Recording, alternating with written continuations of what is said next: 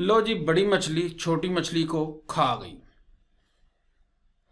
आज की एक अहम खबर यह है कि टैक्सी सर्विस उबर ने टैक्सी सर्विस क्रीम को खरीद लिया। इस खबर की सबसे पहली इत्तला आज दोपहर के करीब आने वाली एक ईमेल के ज़रिए मिली। इस ईमेल में उबर ने एक नए दौर के आगाज़ का ऐलान किया था। चलें आपको वो ईमेल दिखाता हूँ। इस ईमेल में उबर ये दावा करता नज़र आता है कि उबर ने जो करीम को ख़रीदा है तो ये एक नए दौर का आगाज़ है। बहरहाल इस ईमेल के बाद तकरीबन 2-1 घंटे के बाद करीम की तरफ से भी एक नोटिफिकेशन आया जो कि करीम की ऐप में दिखाया गया, जिसमें कि करीम ने भी ये इत्तला दी कि उन्हें उबर ने ख़रीद लिया है। एक्चुअली उन्होंने ये कहा था कि वो उबर के साथ काम कर रहे हैं। चलें आपको वो स्क्रीनशॉट भी दिखाता हूँ। We are excited to announce that we are joining forces with Uber. For more details, please go to our website. और जब हम वेबसाइट पर जाएंगे तो वहाँ पर हमें ये वाला स्क्रीनशॉट नज़र आएगा। कम से कम उस वक़्त ये नज़र आ रहा था, ज्वाइनिंग फोर्सेस चैप्टर 2, और करीम इसको अपनी ज़िंदगी का चैप्टर 2 करार दे रही है। तो ये तो हो गई दो चीज़ें। इस स्क्रीनशॉट में वाज़ह लिखा हुआ नज़र आ रहा है कि उबर करीम को बाय करने के लिए 3.1 अरब डॉलर 3.1 बिलियन डॉलर्स की रकम खर्च करेगा। इसमें से 1.7 बिलियन डॉलर्स शेयर्स की शक्ल में होंगे, बाकी दूसरी फॉर्म्स में होंगे। तो कई लोगों को अब ये फ़िक्र लाहक हो रही है कि अब उबर मार्केट में अकेला रह जाएगा और उबर मार्केट में दनदनाता फिरेगा। तो दोस्तों, ये जो एक्विजिशन उबर ने करीम की है, इसके बारे में आपको परेशान होने की ज़रूरत नहीं। वो क्यों? वो इसलिए कि उबर इस वक्त एशियन मार्केट्स में बुरी तरह से पिट चुका हुआ है। यानी कि मलेशिया वगैरह में जिस तरह ग्रैब एक टैक्सी सर्विस है, इंडिया में ओला कैब है, चाइना में डीडी है, इन सर्विसेज ने डिफरेंट कंट्रीज़ में उबर की अच्छी खासी फैंटी लगा दी है और अब उबर इन कंट्रीज से रिसीड कर रहा है, मुख्तलिफ फॉर्म्स में वहाँ से निकल रहा है। लेकिन साथ ही साथ अगले साल उबर का एक IPO भी आ रहा है। एंड मुमकिन है कि अगले साल उबर स्टॉक एक्सचेंज में अपने आप को बाकायदा लिस्ट कर दे। मैं आपको पर्सपेक्टिव सेट करने के लिए कुछ दिखाना चाहूँगा स्क्रीन के ऊपर।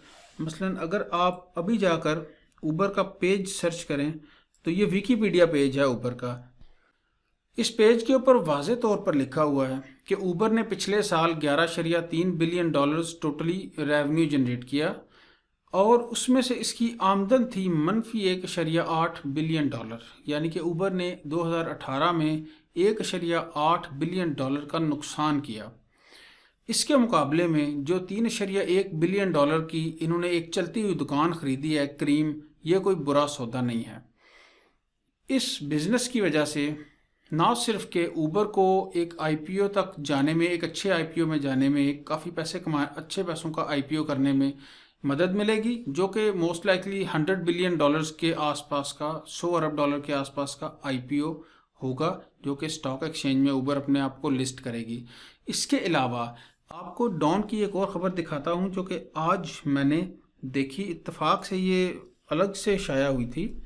ये ख़बर है जिसमें रोज़नामा डॉन की, इसमें लिखा हुआ है कि Uber drives Middle East mapping push ahead of IPO। यानी कि मशरक़ वस्ता में, मिडल ईस्ट में जो मुख्तलिफ मैपिंग इंफॉर्मेशन इकट्ठी करने का ऑपरेशन है उबर का, उस पर उबर ने तेज़ी ले आया है उबर, ताकि वो मिडल ईस्ट में अपने आप को एक मजबूत कंपनी साबित कर सकें कि एशिया में तो पिट गए हैं लेकिन मिडल ईस्ट में हम एक मजबूत कंपनी बहरहाल हैं। और इसीलिए उन्होंने मशरक़ वस्ता में एक चलती हुई दुकान ख़रीदी है करीम। करीम आप अच्छी तरह जानते हैं कि इजिप्ट से लेकर पाकिस्तान तक कई एशियाई मिडल ईस्टर्न कंट्रीज़ में बहुत पॉपुलर सर्विस है उबर के मुकाबले में। तो दोस्तों, इस खबर में लिखा हुआ है कि बेंगलोर में जो उबर की टीम है, जो उबर के मैपिंग के डेटा के ऊपर काम कर रही है, उसके ऊपर काफ़ी ज़्यादा प्रेशर है और वो लोग काफ़ी तेज़ी से काम शुरू कर रहे हैं। आप इस खबर को ख़ुद भी जाकर देख सकते हैं। तो अब तक उबर की मिसाल इस तरह की है जिस तरह के कोई आदमी अपने बेटे को बॉडी बिल्डिंग के मुकाबलों के लिए तैयार कर रहा हो। कोई 18-19 साल का, 20 साल का लड़का हो, جو لوگ آپ میں سے گیم لگاتے رہے انہیں پتہ ہے کہ مقابلے کے لیے لڑکا تیار کرنا لاکھوں روپے کے خرچے کا کام ہے. تو اوبر اس وقت بالکل ایسے ہی ہے کہ اوبر کا ابا جو ہے، جو انویسٹرز ہیں اوبر کے والدین، وہ مختلف جگہوں سے، ہر جگہ سے انہوں نے بہت سا پیسہ ادھار اٹھا کے اپنے لڑکے کو خوب کھلا پلا کے، خوب ایکسرسائز اس کو لگوائی ہے خوب. اب وہ خوب تن و من گبرو جوان بن گیا ہے. تو اس موقع کے اوپر کریم بنیادی طور پر اوبر کے لیے ایک اسٹیرائڈ کے انجیکشن کا کردار ادا کرے گی. کریم اس موقع پر اوبر کے لیے ایک طاقت کا انجیکشن ہے. مختلف جگہوں کے اوپر یہ چیز لکھی ہوئی آ رہی تھی کہ دونوں کمپنیز بالکل الگ الگ چلیں گی، کوئی میجر چینج دونوں کے بزنس میں نہیں آئے گا. تو ابھی وہ مارکیٹ میں ریٹس کی بنیاد پر ایسی کی تیسی نہیں پھیریں گے. جیسا کہ آپ اگر یہاں جائیں بی بی سی کی ویب سائٹ کے اوپر، تو یہاں پر ایک خبر ہے کہ لوگ پینک کر رہے ہیں ڈفرینٹ سوشل میڈیا کے اوپر کہ گڑبڑ ہو گئی، کریم بک گئی، اب تو اوبر جو ہے وہ بدماش ہو جائے گا. So that's not going to happen. Uber needs Careem, Uber needs a sustainable and strong business. تو فوری طور پر ایسا کچھ نہیں ہوگا. اور ایک انٹرسٹنگ سائیڈ نوٹ میں آپ کو بتاتا چلوں، یہ جو صاحب یہاں درمیان میں بیٹھے ہوئے ہیں، یہ آپ کو شکل سے پاکستانی نظر آ رہے ہوں گے. یہ صاحب پاکستانی ہیں، 101% پاکستانی ہیں. ان کا نام ہے مدثر شیخہ. مدثر شیخہ کراچی کے رہنے والے ہیں. مدثر صاحب نے ابتدائی تعلیم کراچی سے حاصل کی ہے، اس کے بعد یو ایس میں یہ مختلف یونیورسٹیز میں پڑھتے رہے ہیں. آخری ان کا جو اسٹینفرڈ کی آخری ان کی ماسٹرز کی ڈگری ہے.